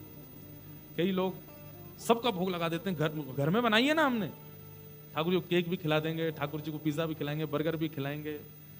एक जगह कथा में 56 भोग हुआ, तो 56 भोग में पेप्सी और कोका कोला भी धरे थे। और मैंने उनसे बोला, मैंने ये काय को धरा? बोले महाराज जी 56 भोग, मैंने कि तुमको पीनी है इसलिए ठाकुर जी के आगे धर दी है। बहुत विचित्र लोग हैं संसार में। क्या बता रहा था मैं? हाँ, मान लीजिए आपकी कुछ पाने की इच्छा प्रकट हुई, आप क्या करो? उसी समय थोड़ा मन को संभालो, नहीं खाना, आज नहीं खाना, ठीक है, महीने में एक दिन। वैसे तो डाइट वाइट करने वाले लोग ये सब चीजें पालन कर लेते हैं, बहुत मन मार मार के रहते हैं, तभी जाकर के वो अपने शरीर को व्यवस्थित कर पाते हैं। ऐसे ही मन की व्यवस्था के लिए भी मन मारना बहुत जरूरी है। पिज्जा खाने का मन हो, बहुत दूर से इच्छा हो रही है खाने की, तभी मां से पूछो क्या बनाए घर में? बोले करेले की सब्जी बनी, लाओ अभी लाके दो मुझको। कहां पिज्जा का आप तोड़ कर रहे हो? करेले से। सामने करेला धरा है, लगाई रोटी और आंख बंद करके खा गए। एक बार, 2 बार, 2-3 बार में जब खाओगे तो पेट भरने लगेगा, अपने आप क्या होगा? आपकी इच्छा समाप्त हो जाएगी। क्या होता है बंधुओं, बहुत ध्यान से सुनिएगा। बच्चे कब बिगड़ते हैं? देखो, बच्चे कब बिगड़ते हैं? जब माता पिता उनकी जो इच्छा हो सब पूरी करने लग जाएं। बच्चा कहे मुझे पार्क में घूमना है, अच्छा इसको ले चलो पार्क में। बच्चा कहे मुझे चिप्स खानी है, तुरंत खिला दो। मुझे कार्टून देखना, तुरंत लगा दो। रोए चिड़चिड़ावे, आईपैड खोल के कार्टून लगा दो उसमें। ऐसे बच्चे बहुत जल्दी बिगड़ जाते हैं। लेकिन उन बच्चों की इच्छा पूरी ना करो, थोड़ा उनको रोने दो और थोड़ा अलग तरीके से उनको संभालने वाले जो माता पिता होते हैं ना, ऐसे उनके बच्चे बहुत कंट्रोल रहते हैं, आगे चल करके वो बच्चे ठीक हो जाते हैं। वो जिद नहीं करते, क्यों? उनको पता रहता है कि कितना भी कर लो मम्मी देने वाली तो है नहीं। ऐसे ही ये मन क्या है, दिल तो बच्चा है जी, ये बेटा है, बालक है, इसकी आप जितनी इच्छाएं पूरी करोगे ये उतना बिगड़ जाएगा। क्या करना है? इच्छा प्रकट करे, आप उस इच्छा को पूरी मत करो, मारो जबरदस्ती उसको विपरीत वस्तु दो। ये जो मांगे, ये पेप्सी मांगे, ठंडा पानी पिलाओ इसको, बोले पानी से ही काम चला तू। ये कॉफी मांगे, आप इसको दूध ही पिलाओ, बोले नहीं देनी कॉफी तुझे। अभी तो केवल जीव की बात हो रही है, क्योंकि मैं जीव की ही बता सकता हूं, बाकी इंद्रियों की यहां बता नहीं सकता, वो आपको खुद समझना है। सब इंद्रियों का तोड़, विपरीत वस्तु प्रदान करो, क्या होगा? इंडिकेशन पहुंचेगा आपके मन को, अरे भाई मैं इच्छा प्रकट करता हूं, ये पूरी नहीं करते। तो धीरे धीरे मन समझ जाएगा कि इच्छा प्रकट करने से कोई फायदा नहीं है, पूरा इसको करना नहीं है। और क्या होगा? मन एकाग्र हो जाएगा, धीरे धीरे मन आपके वश में। फिर वो जो ये मन बड़ा चंचल है, कैसे तेरा भजन करूं, ये मन बड़ा चंचल है, कैसे तेरा भजन करूं, जितना इसे समझाऊं, जितना इसे समझाऊं, उतना ही मचल जाए, जितना इसे समझाऊं, उतना ही मचल जाए। राधे तेरे चरणों की गर धूल जो मिल जाए, राधे तेरे चरणों की गर धूल जो मिल जाए। सुनते हैं तेरी रहमत, दिन रात बरसती है, सुनते तेरी रहमत, दिन रात बरसती है। ओ सुनते हैं तेरी रहमत, दिन रात बरसती है, सुनते हैं तेरी रहमत, दिन रात बरसती है। ओ एक बूंद जो मिल जाए, एक बूंद जो मिल जाए, ओ एक बूंद जो मिल जाए, एक बूंद जो मिल जाए, ओ दिल की कली खिल जाए, एक बूंद जो मिल जाए, मन की कली खिल जाए। ओ राधे तेरे चरणों की गर धूल जो मिल जाए, राधे तेरे चरणों की। बोलो वृषभानु दुलारी की, पूजा उठा के करताल बजाओ।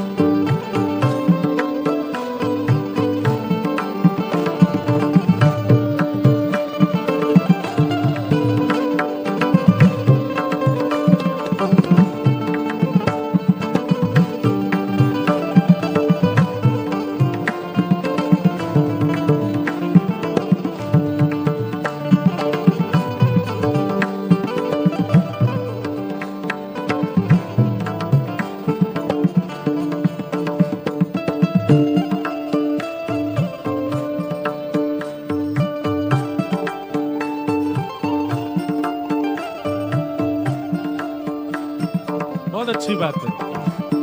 नजरों से गिराना ना, चाहे जितनी सजा देना, नजरों से गिराना ना, चाहे जितनी सजा देना। ओ नजरों से गिराना ना, चाहे जितनी सजा देना, नजरों से गिराना ना, चाहे जितनी सजा देना। हे किशोरी जी, हमारे कितने भी अवगुण हैं, आप क्षमाशील तो हैं, आप क्षमा करती ही हैं, पर कभी हमारी कोई बहुत बड़ी गलती हो जाए तो आप कहीं हमको नजरों से गिरा मत देना, बिल्कुल हमको ओछा मत समझ लेना। क्यों? नजरों से जो गिर जाए, नजरों से जो गिर जाए, वो नजरों से जो गिर जाए, नजरों से जो गिर जाए, वो मुश्किल ही संभल पाए। नजरों से जो गिर जाए, मुश्किल ही संभल पाए। ओ राधे तेरे चरणों की, राधे तेरे चरणों की, गर धूल जो मिल जाए, राधे तेरे चरणों। और अंतिम बात, श्यामा इस जीवन की बस एक तमन्ना है, श्यामा इस जीवन की बस एक तमन्ना है। आपकी यहाँ जो बैठे हैं सबकी लगभग तमन्नाएं पूरी सी हो चुकी हैं। पहली तमन्ना थी विदेश आ जाएं, आ गए। दूसरी तमन्ना थी पीआर हो जाए, वो भी हो गया। जिनके नहीं हुए वो उनके हो जाएंगे। तीसरी तमन्ना थी जॉब लग जाए, वो भी हो गई। ब्याह हो जाए, वो भी हो गया। बालक यहीं के सिटीजन हो जाएं, घर बन जाए, सब हो ही गया लगभग। अब थोड़ी बहुत तो देखो चलती रहती है, खींचातानी अगर नहीं है ना जीवन में तो आप जी नहीं रहे हो। ये थोड़ी बहुत इधर उधर होती रहे ना, गुत्थम गुत्ता, समझो ठीक चल रहा है सब। लेकिन अब एक ही तमन्ना आप सबकी और सब पूरे जीवात्मा की एक ही इच्छा होनी चाहिए, तुम सामने हो मेरे, तुम सामने हो मेरे, ओ तुम सामने हो मेरे, सामने हो मेरे। ओ मेरा दम ही निकल जाए, तुम सामने हो मेरे, मेरा दम ही निकल जाए। राधे तेरे चरणों की, राधे तेरे चरणों की, ओ कर धूल जो मिल जाए, राधे तेरे चरणों की, यदि धूल जो मिल जाए। ओ राधे मेरे चरणों की, कर धूल जो मिल जाए, राधे तेरे चरणों की, यदि धूल जो मिल जाए।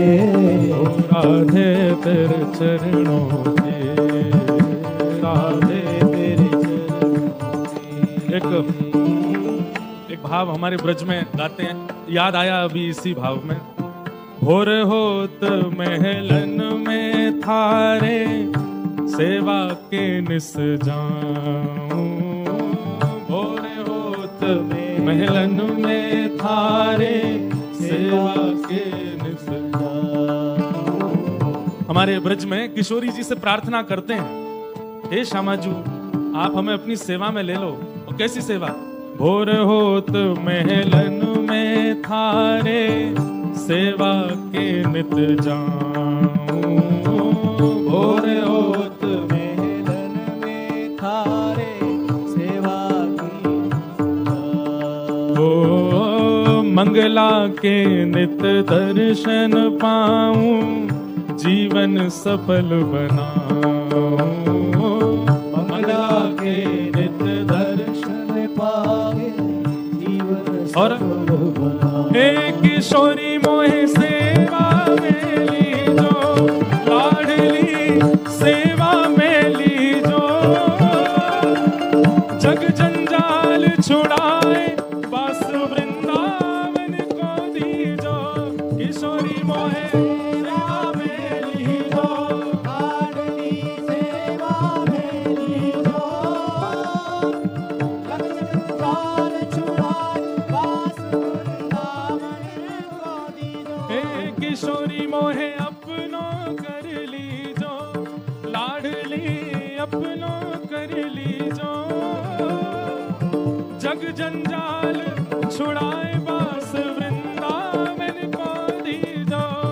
किशोरी मोहे अपनो कर लीजो, लाडली अपनो कर लीजो। जग जंजाल छुड़ाए वास वृंदावन को दीजो। और पड़ी रहूं मैं द्वार तिहारे, रसिकन दर्शन पाऊं। पड़ी रहूं मैं द्वार तिहारे, रसिकन दर्शन पाऊं। पड़ी रहूं मैं द्वार तिहारे, रसिकन दर्शन पाऊं। पड़ी रहूं मैं द्वार तिहारे, रसिकन दर्शन और पाऊं। ओ रसिकन हाँ भगतन की पग धूल मिले तो अपने शीश चढ़ाऊं। भगतन की पग धूल मिले तो अपने शीश चढ़ाऊं। किशोरी मोहे द्वारे रख लीजो, लाडली द्वारे रख लीजो। जग जंजाल छुड़ाए बास बरसाने को दीजो। किशोरी मोहे द्वारे रख लीजो, लाडली द्वारे रख लीजो। जग जंजाल छुड़ाए वास वृंदावन को दीजो। किशोरी मोहे सेवा में लीजो, लाडली सेवा में लीजो। जग जंजाल छुड़ाए बास वृंदावन को दीजो। किशोरी इतना को दीजो, लाडली सेवा में लीजो। जग जंजाल छुड़ाए वास वृंदावन को दीजो। हे किशोरी मेरी विनय मान लीजो, लाडली विनय मान लीजो। जग जंजाल छुड़ाए बस वृंदावन को दीजो। किशोरी मेरी विनय मान लीजो, लाडली विनय मान लीजो। जग जंजाल छुड़ाए वास वृंदावन को दीजो। अंतिम पंक्ति सब लोग मेरे साथ, सबको आवाज आ रही है ना हमारी? अंतिम पंक्ति जरूर गाइएगा, भाव से गाना। राधे राधे रटू निरंतर, राधे के गुण गाऊं। राधे राधे रटू निरंतर, राधे के गुण गाऊं।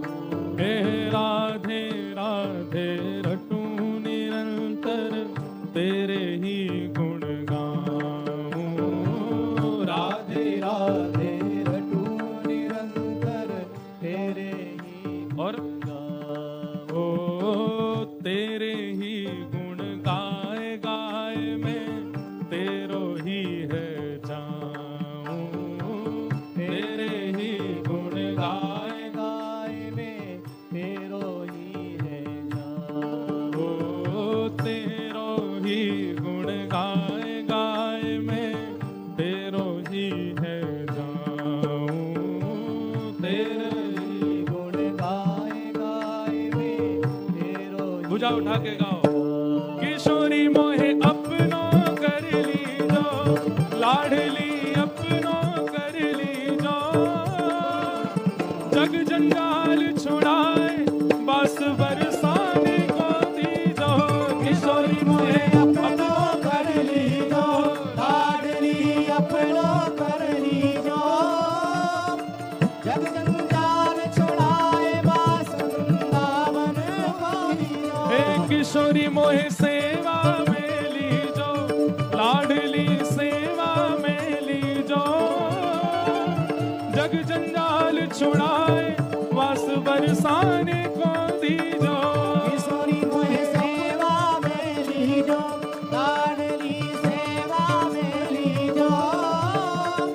जग जंजाल छुड़ाए वास वृंदावन को दीजो। राधे राधे राधे राधे राधे राधे राधे राधे राधे राधे राधे राधे राधे राधे। श्री राधे राधे राधे राधे राधे राधे राधे राधे राधे राधे राधे राधे राधे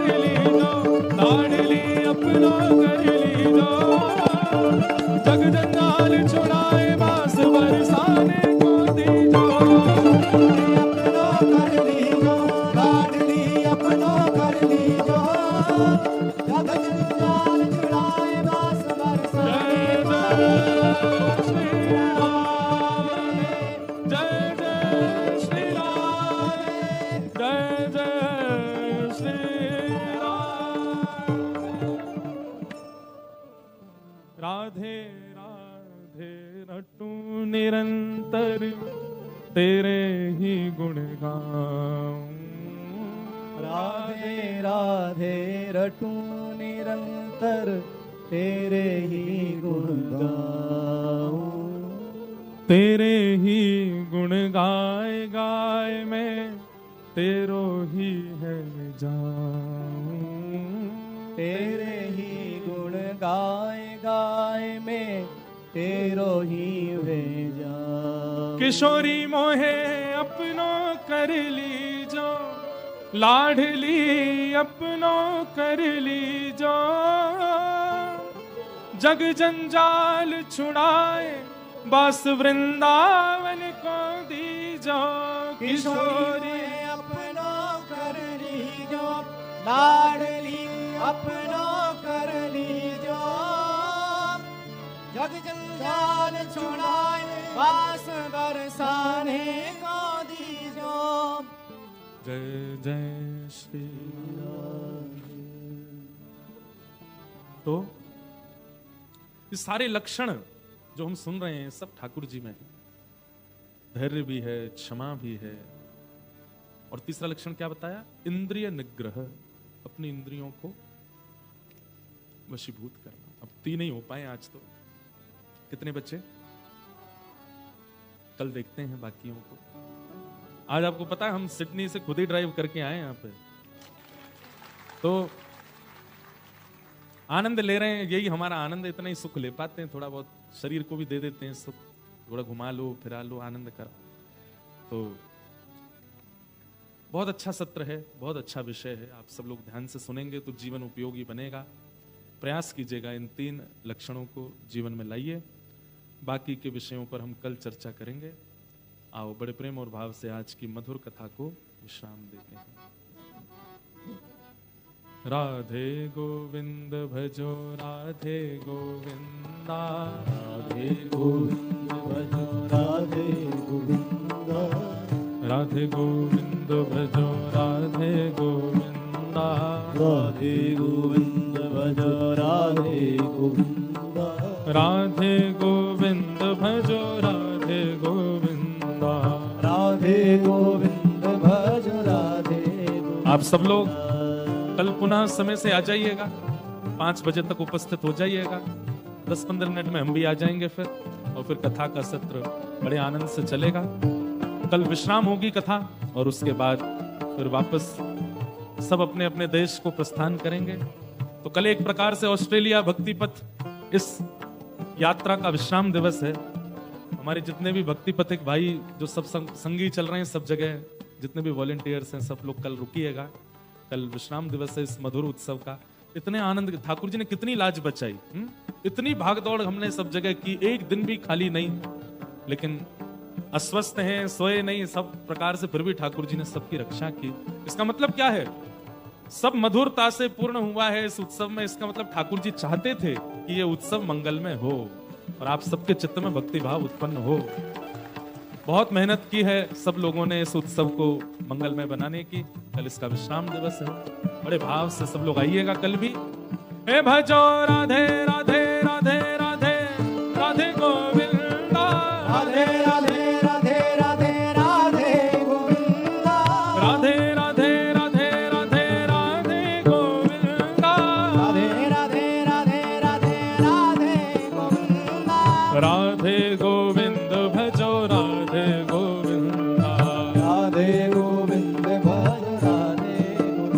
भजो राधे गोविंद भजो राधे गोविंद हे राधे गोविंद भजो राधे गोविंद। हे द्वारिका के नाथ भजो राधे गोविंदा द्वारिका के नाथ भजो राधे गोविंदा द्वारिका के नाथ भजो राधे गोविंदा द्वारिका के नाथ भजो राधे गोविंदा पुरी जगन्नाथ भजो राधे गोविंदा पुरी जगन्नाथ भजो राधे गोविंदा हे पुरी जगन्नाथ भजो राधे गोविंदा पुरी जगन्नाथ भजो राधे गोविंदा हे बद्री विशाल भजो राधे गोविंदा बद्री विशाल भजो राधे गोविंदा बद्री विशाल भजो राधे गोविंदा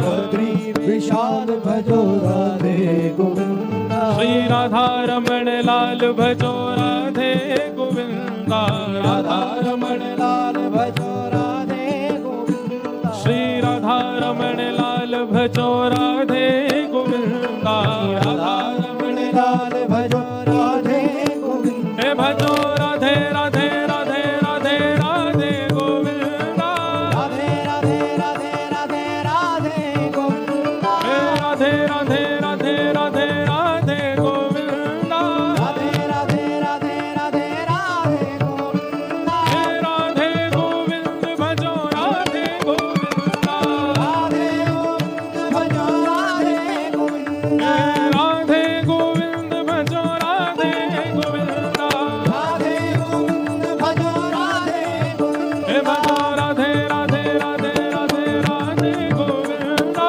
राधे राधे राधे राधे राधे गोविंदा भजो राधे राधे राधे राधे राधे गोविंदा राधे राधे राधे राधे राधे गोविंदा राधे गोविंद भजो राधे गोविंदा राधे गोविंद भजो राधे गोविंदा राधे गोविंद भजो राधे गोविंदा राधे गोविंद भजो राधे गोविंदा जिनकी कृपा से यह रस प्रगटो वृंदावन अभिराम जिनकी की कृपा से है रस प्रगटो वृंदावन अभिराम। हमारे कैनबरा के जितने भी श्रोतागण हैं सब लोग अपने अपने स्थान पर खड़े हो जाओ। जाना तो है ही, अब आप लोगों को यहीं थोड़ी सोना है, प्रसाद भी पाओगे। भुजा उठा के प्रेम से नृत्य करते हुए सब लोग।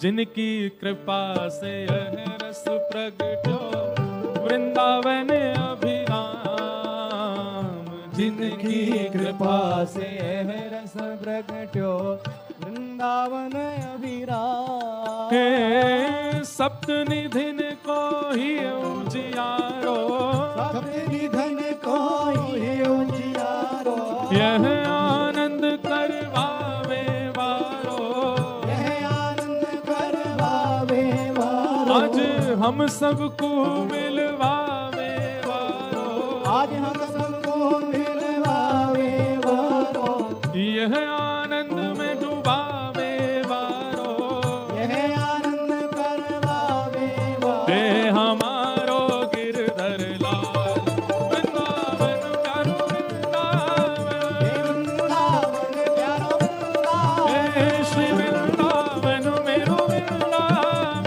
वृंदावन मेरो वृंदावन यह आनंद करवावे वारो यह आनंद करवावे वारो आज हम सबको मिलवावे वारो हम सबको मिलवावे वारो हे हमारो गिरधर लाल वृंदावन प्यारो वृंदावन वृंदावन प्यारो वृंदावन हे श्री वृंदावन मेरो वृंदावन वृंदावन मेरो वृंदावन हे जय राधे राधे राधे राधे। इतनी संख्या में है तो राधा जोर से बोलना पड़ेगा। सर्दी बहुत है आपके कैनबरा में, थोड़ा राधा नाम की ऊर्जा लाओ चित्त में, तभी ने आनंद आवेगो। भुजा उठा करके जय राधे राधे राधे राधे श्री राधे राधे राधे राधे जय राधे राधे राधे राधे श्री राधे राधे राधे राधे